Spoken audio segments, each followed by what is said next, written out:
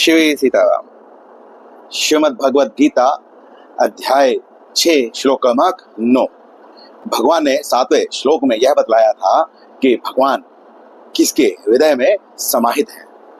उसके पश्चात श्लोक 8 में भगवान ने यह बतलाया कि जो भगवान को प्राप्त कर चुका है वह योगी है।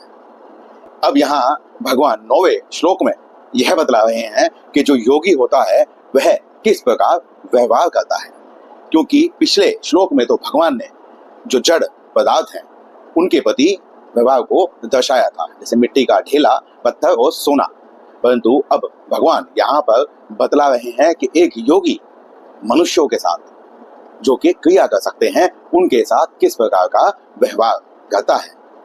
इस श्लोक में भगवान कहते हैं, सुहृन् मित्रायुदासीन मध्यस्थ द्वेष्य बंधुषु साधुष्वपि च पापेषु संबुद्धि विशिष्यते। भगवान ने यहाँ पर बतलाया सुहृद वो मित्र। वैसे तो जो मित्र होता है वो सुहृद ही होता है, परंतु भगवान ने यहाँ पर यदि अलग अलग बतलाया है तो हम कह सकते हैं जैसे दुर्योधन का मित्र था कर्ण, लेकिन भगवान श्री कृष्ण अर्जुन के सुहृद थे, वह हर प्रकार से उसका कल्याण ही चाहते थे, जबकि दुर्योधन कल्याण नहीं चाहता था। दुर्योधन अपनी कामनाओं को, अपनी इच्छाओं को, कर्ण अपनी कामनाओं, अपनी इच्छाओं को पूरा करना चाहता था, तो वहां पर वह मित्र का कल्याण नहीं चाह रहा था। इसीलिए भगवान को यहाँ पर अलग अलग कहना पड़ा। अब भगवान कहते हैं अई उदासीन। अई होता है जो शत्रु होता है, जो आपका सदैव अहित करना चाहता है। उदासीन जो होता है उसे किसी से भी कुछ लेना देना नहीं है, वह आपके साथ कोई ना क्रिया करना चाहता है, ना उस क्रिया से फल चाहता है। इसके बाद भगवान ने कहा मध्यस्थ। मध्यस्थ वह होता है कि यदि आपके और मेरे बीच में कोई विवाद चल रहा है तो कोई ऐसा व्यक्ति जो हम दोनों के बीच पक्षपात से रहित रहकर हम दोनों का फैसला करा सके, हम दोनों में किसी के प्रति भी वह पक्षपात न रखे। द्वेष्य भगवान कहते हैं तो द्वेष्य वह है जो सदैव आपसे द्वेष करता है। और बंधु अपने परिवारजन। तो इन सब में जो योगी होता है वह एक दृष्टि रखता है। इतना ही नहीं, भगवान यहाँ कहते हैं साधुष्वपि च पापेषु। जो साधु पुरुष होता है और जो पापी दुरात्मा होता है उसके प्रति भी जो संबुद्धि रखता है वह योगियों में, यहाँ पर कर्म योगी का प्रकरण है तो वह कर्म योगियों में सबसे विशेष है। अब यहाँ पर तो यह शंका उत्पन्न हो जाएगी कि यदि इस प्रकार से हो तो फिर मनमाना आचरण करने वाले जो लोग हैं उन्हें सजा कौन देगा, क्योंकि भगवान भी किसी व्यक्ति को ही सजा देने का माध्यम बनाते हैं। ऐसा तो है नहीं कि भगवान स्वयं आकर सजा देंगे, क्योंकि भगवान तो उदासीन है, निर्लिप्त है। तो इसीलिए यहाँ पर अब हमें यह विचार करना चाहिए कि अब जो व्यवस्था है वह किस प्रकार से चलती है। अब यदि कहें कि भगवान राम, भगवान कृष्ण, भगवान परशुराम, जितने भी भगवान के अवतार हुए हैं, भगवान ने मानव देह को साधन बनाया है, तो इसीलिए यहाँ पर हम जो लोग हैं उनमें से ही किसी को भगवान साधन बनाकर दंड और दान, उपकार, अपकार आदि का माध्यम बनाते हैं। साथ जो योगी है वह कैसे अलग है। योगी के प्रति यहाँ पर जो भगवान ने बताया है वह यह बतलाया है कि योगी के प्रति जो ये लोग व्यवहार करते हैं उससे योगी विचलित नहीं होता है। परंतु ऐसा नहीं है कि योगी के सामने कोई अत्याचार किसी पर कर रहा है तो योगी उसे बचाने का और दंड देने का काम नहीं कर सकता, ऐसा बिल्कुल नहीं है।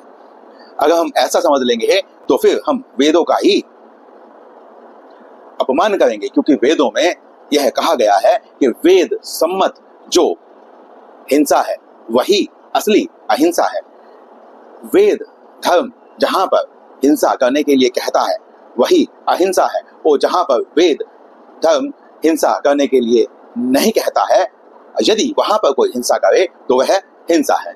साधारण उदाहरण से समझते हैं कि यदि कोई स्त्री पर अत्याचार कर रहा है, उसके साथ विचार करने का प्रयास कर रहा है, तो वहां पर जो भी व्यक्ति है उसका यही कर्तव्य है कि वह उस स्त्री की रक्षा करे। उस स्त्री की रक्षा करते समय चाहे वह जो व्यभिचारी था उसकी हत्या भी हो जाए तो भी यह पाप नहीं है। और योगी इससे उदासीन नहीं रहता है। योगी के प्रति, योगी पर कोई अत्याचार करे तो योगी सह लेता है, क्योंकि योगी की स्थिति ऐसी होती है, योगी यह समझता है कि यह जो भी कुछ हो रहा है यह भगवान मुझे कर रहे हैं और मेरे ही किसी पाप का दंड भगवान मुझे दे रहे हैं। क्योंकि योगी चारों तरफ, हर दिशा में, हर वस्तु में, हर पदार्थ में बस परमात्मा को ही देखता है। एक परमात्मा बुद्धि होने के कारण वह यह समझता है कि जो भी मेरे साथ हो रहा है यह मेरे प्रारब्ध का फल है।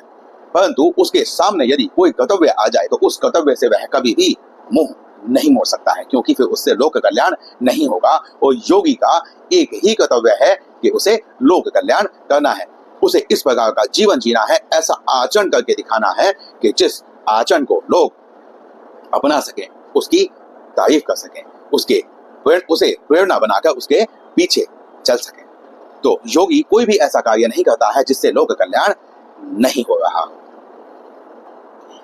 हम इसे और साधारण उदाहरण से समझने का प्रयास करते हैं कि जैसे एक पुष्प होता है, पुष्प अपनी खुशबू को बिखेरता है। अब वह वायु का कार्य है कि वह वायु उसे 21 ओर बहाकर ले जाए। इसमें जो फूल है वह ना किसी का सुहृद है, ना किसी का मित्र है, ना किसी का बंधु है, ना किसी का द्वेष करने वाला है, ना शत्रु है, ना मध्यस्थ है, ना उदासीन है, वह निर्लिप्त है। जिस प्रकार भगवान अवतार लेकर जिसका भी कल्याण करते हैं, जिसको भी दंड देते हैं, उसमें भी उनका कल्याण ही छिपा होता है। आज तक आपने कभी ऐसा नहीं सुना होगा शास्त्रीय मत में कि भगवान ने किसी का वध किया और फिर वह पुनर्जन्म को पा गया हो। भगवान ने जिसका भी वध किया उसको भी अपना धाम दिया और जिसका संतों का कल्याण किया उसको भी अपना धाम दिया। भगवान दो ही कार्य करते हैं, तीसरा कार्य भगवान का धर्म की स्थापना है। तो भगवान ने कहा ही है कि मैं दुष्टों का कल्याण करने के लिए, साधुओं का कल्याण करने के लिए और धर्म की स्थापना के लिए बार बार युग युग में जन्म लेता रहता हूं।